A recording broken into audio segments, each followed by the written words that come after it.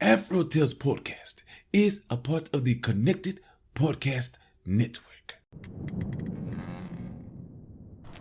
Chef. Yes, Glio. Don't you love how we get to share our stories and recipes? Yes, I enjoy it greatly. Do you know what makes it possible for everyone to hear us? Yes, Glio. Our voices, obviously. True, but it's also Anchor, a hosting platform that distributes the podcast to places like Spotify, Apple Podcasts, and others. Oh, yes. And isn't everything needed to make a podcast in one place? That's correct. And the best thing of all, Chef, it's free. Free, you say? Free. And all I had to do is download the Anchor app or go to anchor.fm to get started. So, you just had to download the Anchor app or go to anchor.fm to get started. Yep. Download the Anchor app or go to anchor.fm and do what we're doing now. Fantastic, Grio. Simply fantastic. I know, Chef. I know.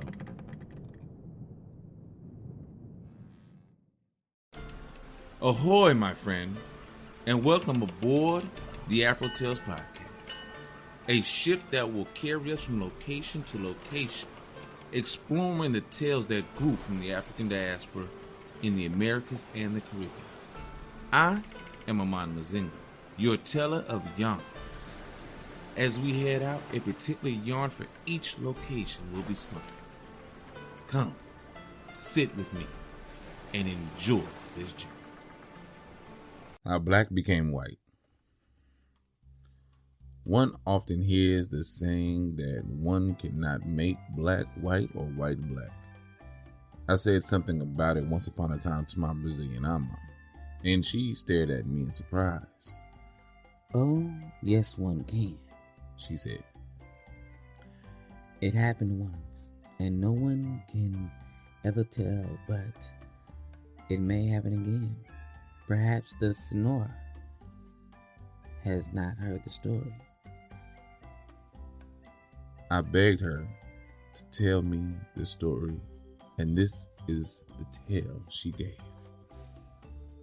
Once upon a time, there was a little old woman who lived alone with her little black son, who was just as black can be. The little old woman had not always lived alone with the little black boy.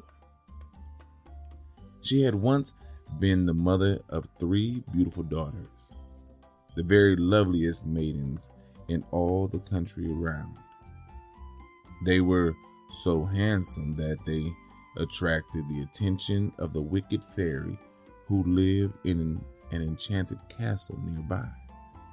And this fairy had been very jealous of them. By the aid of magic, she tied them up in sacks, which could be opened only by burning the sacks over a fire built from magic wood. The little old woman and her little black son searched long and diligently for magic wood, but they were never able to find any. It was a terrible thing to have one's daughters shut up in magic sacks. The little old woman had grown bent and weak and cross in her search to find the magic wood. If it had not been for the little black boy, she would have given up entirely. The little black boy was always gay and cheerful and always sure that someday they would succeed in finding the magic wood. One day, the little old woman took her big water jar upon her head and carried it down to the stream to fill. It was so very heavy when she had filled it with the water that she could not lift it to her head, even with the help of the little black boy. 3 fine-looking cavalhieros happened to be passing on horseback. She sent the little black boy to ask them if they would help her. They said they couldn't possibly stop. The little old woman was very angry. She did not know that they were on their way to the magic castle and couldn't stop. The same wicked fairy who had shut the little old woman's beautiful daughters up in the sacks was leading them on. If the little old woman had known all about the three cavalhieros, she would not have been angry. She would have wanted to help them instead. The three cavalhieros were very good and very wise, so they managed to get along very well. As soon as they reached the enchanted castle, the fairy shoved them into their beds. She had marked each bed with a candle. No one before had ever been wise enough to blow out these candles. These cavalhieros blew out the candles, and that took away the fairy's power over them. They were able to escape from the palace. When the wicked fairy came to put them in her magic sacks, she found the beds empty. The three cavalhieros took their horses and rode back by the same road by which they had come. They stopped at a little shop on a corner, which was kept by a good fairy, and bought 1 vintem's worth of ashes, 1 vintem's worth of salt, and 1 vintem's worth of pins. After a while, the three cavalhieros approached the house of the little old woman and the little black boy. The little old woman was still angry because they had refused to stop and help her lift her water jar to her head. When she saw them coming, she threw stones at them. Of course, that was a very stupid thing to do. When the three cavalhieros saw what was happening, they were greatly surprised. They had forgotten all about the little black boy and the little old woman whom he had asked them to help. When they saw her coming with the stones, they thought that she must be a wicked fairy in the form of a little old woman. The cavaliero, who had 1 vintem's worth of ashes in his pocket, threw the ashes at her. It became night. The little old woman came on with her stones just the same. The cavalier, who had 1 vintem's worth of salt in his pocket, threw the salt at her. Immediately, a sea of salt water appeared between the three cavalhieros and the little old woman. The little old woman came on with her stones just the same. The cavalier, who had 1 vintem's worth of pins in his pocket, threw the pins at her. Immediately, a high, thorny hedge sprang out of the ground between the little old woman and the three cavalhieros. The little old woman was too angry to think clearly. If she had not been so angry, she would have known at once that this must be magic wood. The little black boy, however, had his wits about him. He hastened to gather the branches, even though the thorns tore his hands. Soon he had brought together a great pile of wood, like the piles which they make in the streets to burn on a fiesta night. The little old woman saw what he was doing and ran to get the magic sacks in which her daughters were imprisoned. They laid the sacks on top of the pile of magic wood and lighted the fire.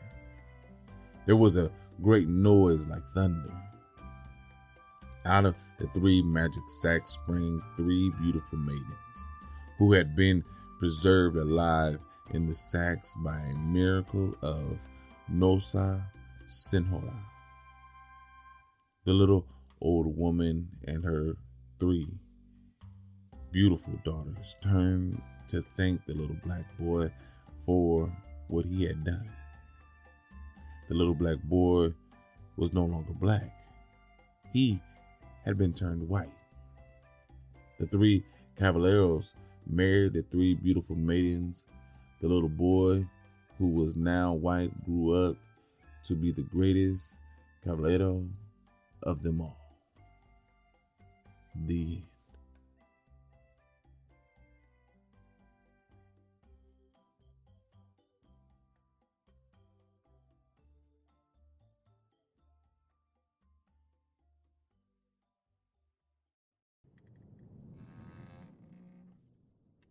So that was a story. An interesting story, nonetheless, but a story. And aside from all the magic and the fairies and everything like that, so we know it's definitely a fairy tale. Once we have actual fairies in it, we know it's a fairy tale, right? Besides all of that, the focus of the story is the little black boy. And all throughout it, you're probably figuring out, like, how black turns white. What does it have to do with it? It's the little black boy, right? You find out at the end that the little black boy turns white and becomes a cavalheiro, or a gentleman. And if this is Portuguese Brazil, at the time, the Portuguese would have been a lot lighter skinned than the natives of Brazil. A lot of them could have been Arawak, could have been African enslaved peoples, things of that nature. So we know that. A couple of other words that I had to get translated were ama, which could have a few meanings, meaning words such as love, nurse, or even mistress. Okay. Senora, which, we probably know from, many people know from Spanish, is senora, in like Mexican Spanish, being lady or Mrs. Caballero is a gentleman. And I'm talking about a gentleman like a proper gentleman. You understand what I'm saying? Like, to be a caballero, I feel like was to be upper class, even, a proper English gentleman, or proper a nobleman, in Spain or something like that, that type of thing, And then Nossa Senora is the Virgin Mary. So when it says the miracle of Nossa Senora, that's the Virgin Mary. So we understand this is Catholic now, So certain things, just by breaking down those words, kind of give us an understanding of what we're dealing with in this story. We have an indigenous people and enslaved people by Catholic and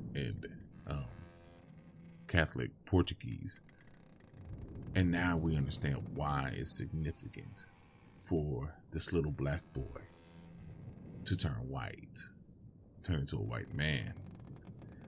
Because now that he's a white man, he can become a gentleman. So there's a lot of racial nuance, if that's the right word, in this story. And I really didn't know how to go at it, because this is more of a story about a poor, elderly black woman that had probably 3 mulatto daughters, or even quadroon daughters, and a little black, maybe grandson or little black son. And they got married off to these white gentlemen, and they're doing good. And by the magic, her black son turned white and was able to become a gentleman too. Oh my God, I could go too long into this, so I'm not going to. just understand this story is about race and poverty, and we deal with it to this day. And I am not gonna go too far into this because I'm just not going to. So, with that being said, go see the chef. I'm pretty sure he has a nice recipe for Brazil. Oh my God. And I hope you enjoy it. And I thank you for coming on the journey with me. I hope you have a blessed day. I really do.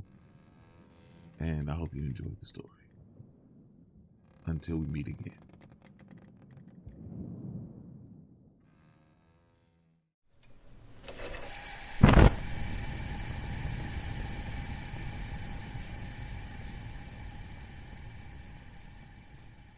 Welcome, my friends, to the Galley. I am your chef, and today we have a wonderful Brazilian meal inspired by this interesting story. We will be making a little ham and cheese baked rice casserole. What will you need to prepare this meal? Easy. 2 large egg yolks, 2.5 cups of heavy whipping cream, half a small white or yellow onion diced, 1 cup of shredded carrots, 1 cup plus 1/4 cup of chopped fresh parsley for sprinkling on top, 1 teaspoon of salt or more if desired, 1 pinch of ground black pepper, 8 ounces of shredded mozzarella cheese or other if you choose, about 2.5 cups. I tend to use Kobe and Monterey Jack. 8 ounces of chopped deli ham, about 2.5 cups of that also. 2 cups of cooked long grain white rice, either chilled or at room temperature. Remember, that is cooked long grain white rice. 1 cup of shredded Parmesan cheese. Now, how do we put it together? Here, first, you will preheat your oven to 350 degrees Fahrenheit. In a medium baking dish, you will grease with softened butter and then flour. It can be gluten-free if you choose. Note, if desired, you can place chunks of onion and carrot plus 1 cup of fresh parsley into a food processor and process until obtaining small pieces. This is to avoid chopping if you don't want to do it by hand. Now, in a large bowl, whisk the yolks with the heavy cream. Add the onion, carrot, 1 cup of chopped parsley, salt and pepper, mozzarella, ham, and the cooked rice. Stir with a wooden spoon until obtaining a very homogeneous mixture. Place rice mixture into the greased and floured baking dish. Sprinkle the Parmesan cheese on top evenly. Bake uncovered for about 25 to 30 minutes on the lowest oven rack. Sprinkle the 1/4 cup of chopped parsley on top and serve. And that is it, my friend. You have completed this wonderfully easy dish. Now, you go do what you do. Let me know how your meal comes out. And as you enjoy this meal, remember how black became white and what it means to you. So, until I have another wonderful recipe for you, as always, enjoy.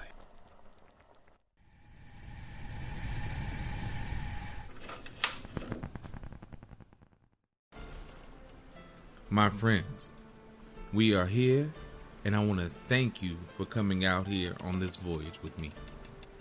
Thank you for doing what you do and giving me the time to get to this point. I want you to join me in thanking Art by Chalet. I want to also join me in thanking those who create the sound effects and music on freesound.org and Free Music Archive. I want you to share this journey with your family and friends so that way they can be blessed just as you are.